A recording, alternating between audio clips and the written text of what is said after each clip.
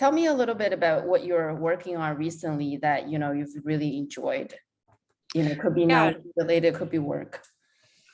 sure. Let's see here. On the work side, my last game that I helped ship was Call of Duty Black Ops Cold War. And so I've enjoyed playing that all this past year. Um, to me, it's one of those, because I play it at work, it's just become like a comforting game. So I'll play it when I'm, just relaxing. um, and then I'd say like outside of work, I've been working a lot in the diversity space, and I have an event, with a museum. And so I've really been diving into some topics on representation in media and, um, you know, how can games serve as, social change. And so I've just kind of been exploring those topics on my own, and it's been cool to kind of, you know, look at that. And hopefully the event goes well and it leads to other things. But yeah, Oh, that's exciting. You've been keeping yourself busy. yeah, definitely. So I saw in your, on your website, you've studied interactive media. Mhm. And I'm not really familiar with the field per se. So how did you get into that, and what appealed to you? Yeah, I was introduced to games from my cousin. She's a game designer, and so when I was in high school, I knew I wanted to work in that field, and so I started taking programming courses. I went to a summer program at Carnegie Mellon where I really learned about the game industry and all the different roles, and I came to understand what the production side of things is. And I remember thinking to myself, like, I'm going to be a game producer someday. So I went to USC for the interactive media and games program, and um, did all the various classes and explored different elements of working in games. And I did end up, working in game production like I always wanted to. And now I'm a producer at a game studio. So I kind of always had my eye on the prize. I've taken some detours. I worked in like interactive museum exhibits, and interactive, augmented reality, virtual reality. I've worked on those types of projects too. So I think, the beautiful thing about interactive media and the degree that I got was that it's at its core, it's all about storytelling. And so, that can be applied to different scenarios, different mediums. If I'm designing something for a museum, working with a client to produce that, we're still telling the story of the museum, just like you would tell a story in a game. Yeah, that's very true. I think it's also really diverse in the different industries. It requires kind of the storytelling aspect of it, the technology of it. So it's great that you call it detours, but I think these are necessary steps that would take you It's true. forward. And overall, how was your experience at USC? Yeah, I'd say, I went into USC I had no idea what to expect. And I remember like the first day of orientation, I was like, oh my God, what did I get myself into? Just I'm from Oklahoma, and we don't really have, a big industry here. So I was never really exposed to, the film industry or interactive industry at all. So it was all brand new to me. My roommate at orientation was in my program, and there were only 3 girls in my program my year. Oh, And I think wow. that was like mind blowing, just to be like, okay, like we really are underrepresented, and it's going to be like, interesting to see how that unfolds over time. More women joined the program, but that roommate that I had, we're still good friends to this day, and I went to her wedding. And um, I think that's one of the special things about USC is it's a very close knit community. The games program, and like you get to know all sorts of people, you get to be very close to people, and they'll help you find jobs. They'll help you, get new opportunities. They'll be your friends for life, and I think that's one of the coolest things that I experienced at USC. I also, had some tough times. I was an athlete at USC, so I was on the rowing team, and I had a really bad injury. So I had Mhm. to, balance that with schoolwork. And I also I have another major in international relations. So I was kind of walking 2 lives at USC. um, but I think it was a really fun experience. It was definitely challenging at times, but I learned a lot. And um, I don't think I'd be where I am today if it wasn't for all of the people I met at USC. Yeah, for sure. I've had the similar experience of, the community aspect of it is amazing. And I'm doing my master's, and my undergrad was at University of Toronto, which is a public school. And I think that's a different setting almost for you to have a large campus and trying to connect with people. That was really hard. In USC, everybody is, kind of interacting constantly, which is great. Yeah. And how about the career? Like, how did you find the career mentoring kind of experience at USC? Um, I feel like it wasn't as strong as it is now. Okay. You know, I found an internship and that turned into my first job out of college. I got laid off. It was a startup. It was a Mm. really cool place. It was, USC grads, and I appreciated that connection. And that was one of the best experience I've had. But I remember after getting laid off, just being like, oh my gosh, like I can't find a job.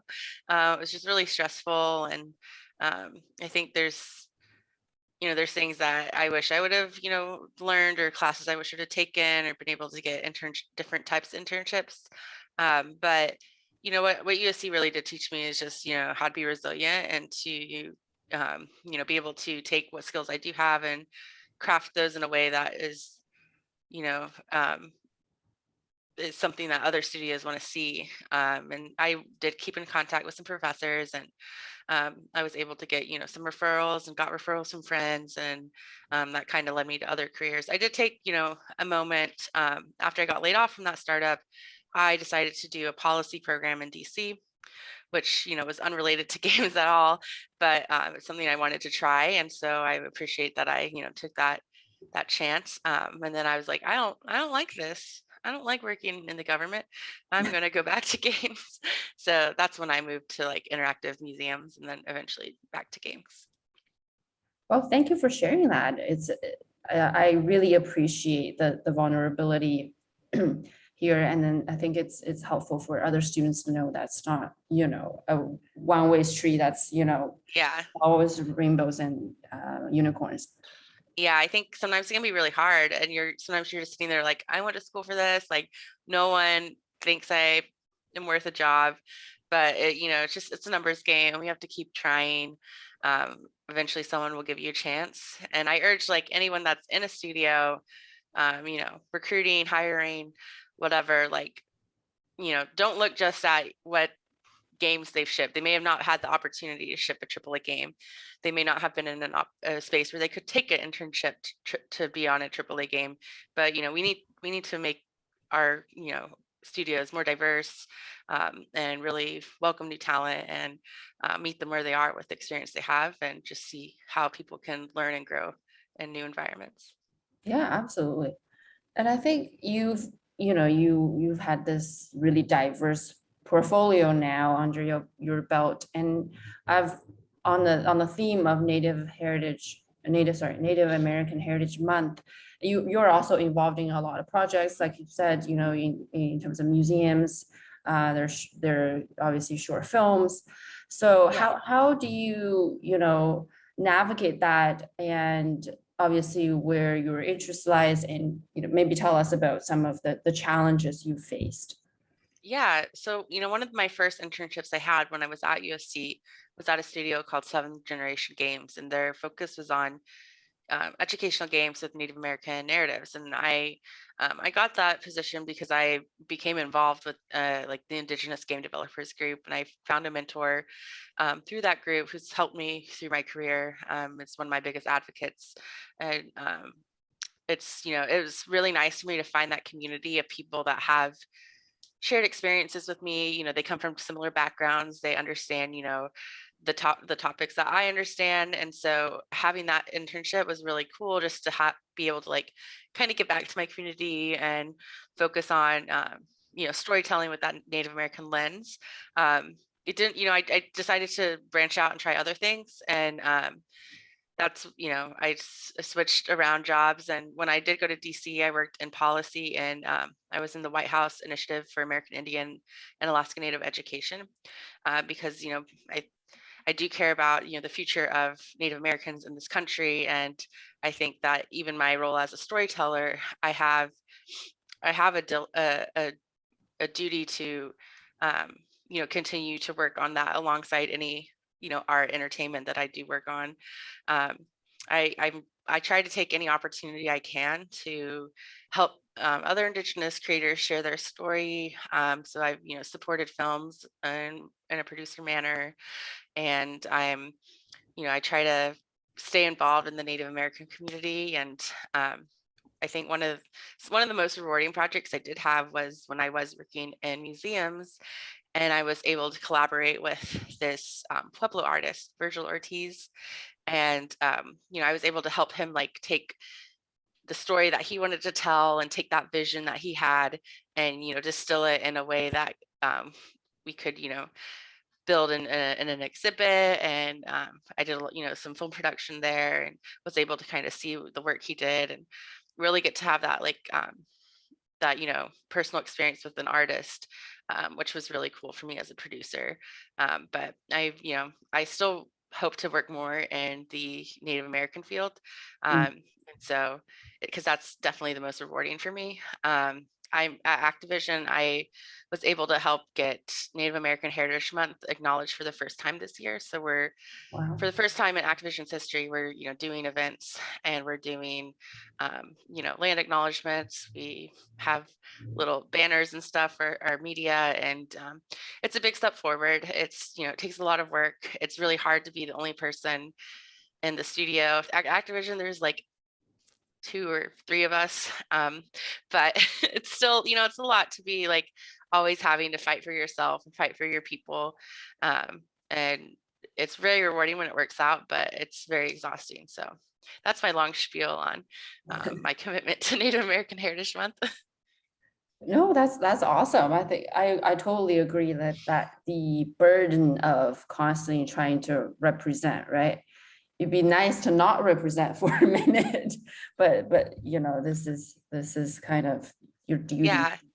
And like, I think I'm happy to take that burden on right now, because I remember when we launched Black Ops Cold War, and I posted, on my Twitter, like, it's Native American Heritage Month, and I launched my first game. I'm so excited. And I got a lot of people message me, and they were like, oh my God, I'm from, the Lakota Reservation. I'm from here. I'm Native. And it's really cool to see another Native like work on the game I love to play. And for me, like that makes it worth it. It's like, I might have to put up with a lot and like really work hard to make my voice heard.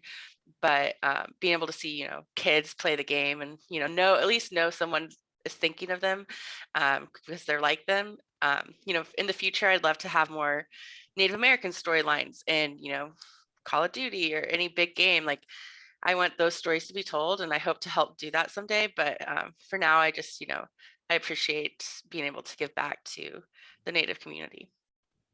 That's awesome. And when you do that, I guess I'm curious from almost an outsider perspective, how do you find the best way to kind of let people know of the culture, or the important issues, and how should people educate themselves about Native American culture?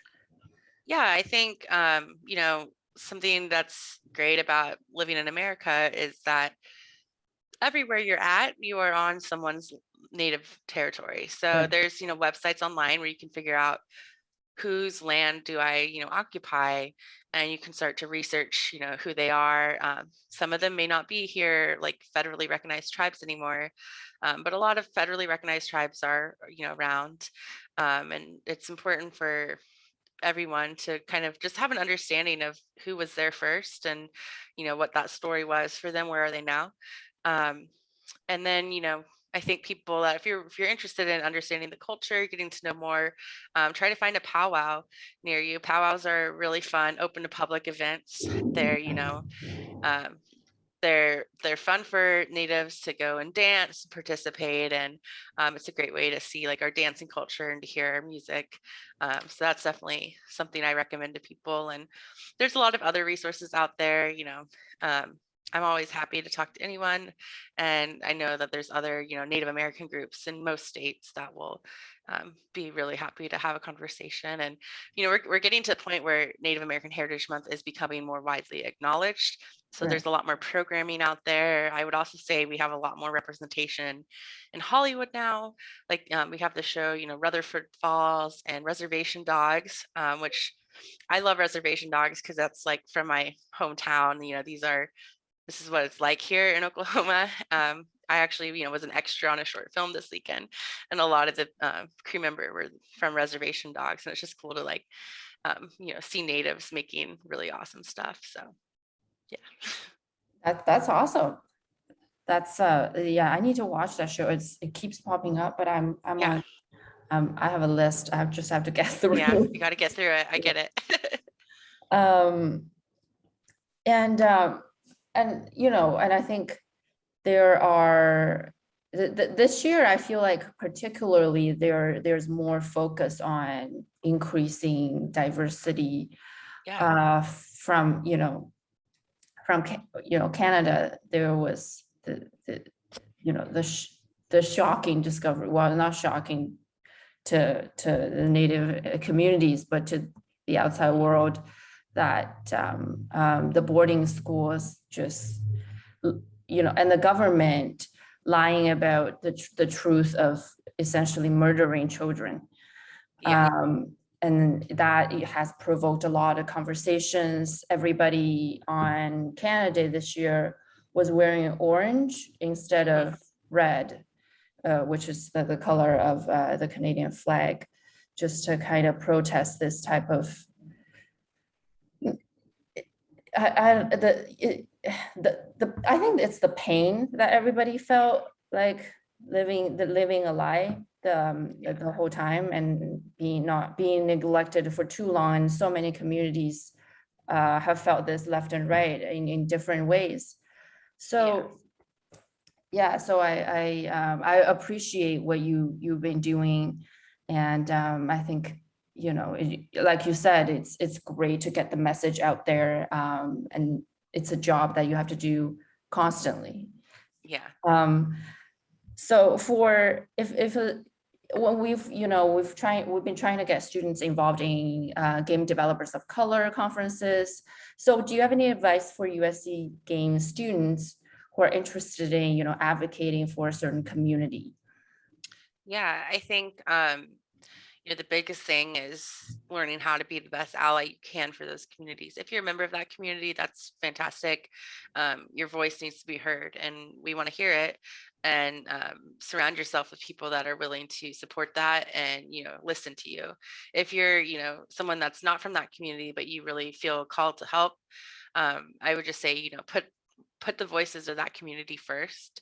Um, you might have great ideas, and that's important and that's helpful to share, but uh, highlighting, elevating people's voices from those communities is what we really need to make sure we're having like those authentic conversations, those authentic, you know, ways of representation.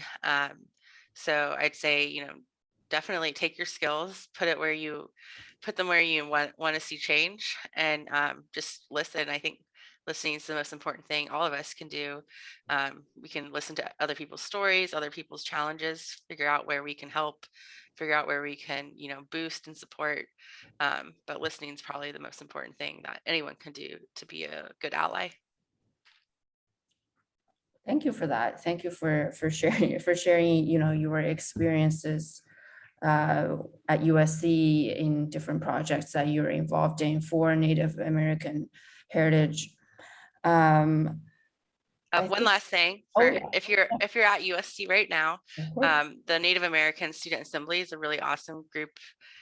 When I was at school, we didn't have that. My senior year, I helped found the Native American Student Union, which turned into a student assembly. And so they're doing some great work. They have a lot of great programming. I highly recommend, anyone at USC, check them out to learn more about, Native American stuff at USC. Yes, they have a great Instagram account, and then they post all their events there that people can follow and join. And they have an office in the student union building. Yeah. Yes. good shout out. Thank you for Of reminding course. us. Yes. Yeah, thank you so much for your time. Yeah, definitely. Thank you.